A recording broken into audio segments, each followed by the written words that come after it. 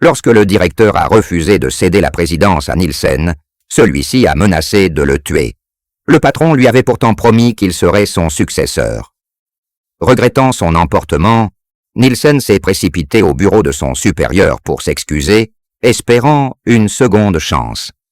À sa grande horreur, il découvre le corps de son patron, affalé sur son bureau, un couteau planté dans la gorge. Craignant d'être accusé du meurtre, Nielsen achète précipitamment un billet et s'enfuit.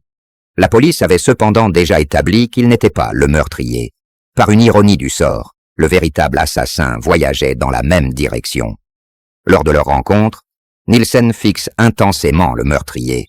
Ce dernier, nerveux, se croit suivi. En réalité, Nielsen ne regardait que son reflet dans un miroir, incapable de voir à l'extérieur.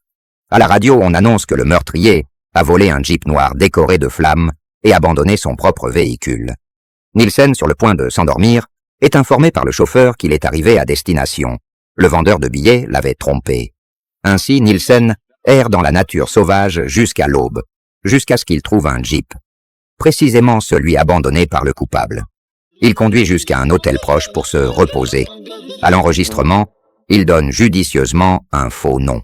Le propriétaire de l'hôtel, lisant dans le journal l'histoire d'un meurtrier ayant volé un Jeep noir orné de flammes, alerte immédiatement la police après le départ de Nielsen. Après sa douche, Nielsen voit aussi les informations et frappe rageusement contre le mur. Par coïncidence, le meurtrier loge dans la chambre voisine et croit avoir été découvert. Quand la police arrive, Nielsen enroule une serviette autour de sa tête et tente de s'échapper. Les agents l'ignorent, toutefois, car il ne correspond pas à la description du suspect. Le propriétaire de l'hôtel identifie néanmoins Nielsen comme suspect. Paniqué, Nielsen désigne l'hôtel, mais la police ne lui prête aucune attention. Le véritable assassin, pensant que Nielsen le dénonce, engage un combat avec les agents. Nielsen saisit l'occasion pour s'enfuir. Affamé, il découvre un wagon de train rempli de conserves. Lorsque le train s'arrête et que des ouvriers vérifient le chargement, ils trouvent de Nielsen inconscient.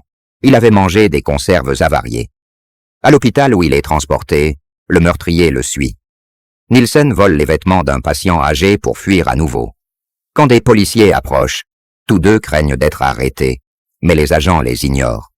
Le meurtrier retrouve Nielsen et le menace d'une arme.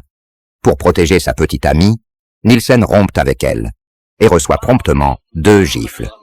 L'assassin les force tous deux dans une voiture, obligeant la petite amie de Nielsen à conduire. Pendant le trajet, Nielsen apprend enfin que son compagnon est le véritable coupable et que la police ne l'a jamais soupçonné. Quand sa petite amie, souffrant de narcolepsie, s'endort au volant, elle provoque un accident qui, heureusement, n'est pas grave. Le meurtrier se cache avec Nielsen et sa petite amie dans une statue. Peu après, la police encercle l'endroit. Le coupable prend les deux en otage et croit jusqu'à la fin que Nielsen est un agent fédéral d'élite. Pour son aide dans l'arrestation, Nielsen reçoit finalement une récompense d'1 million.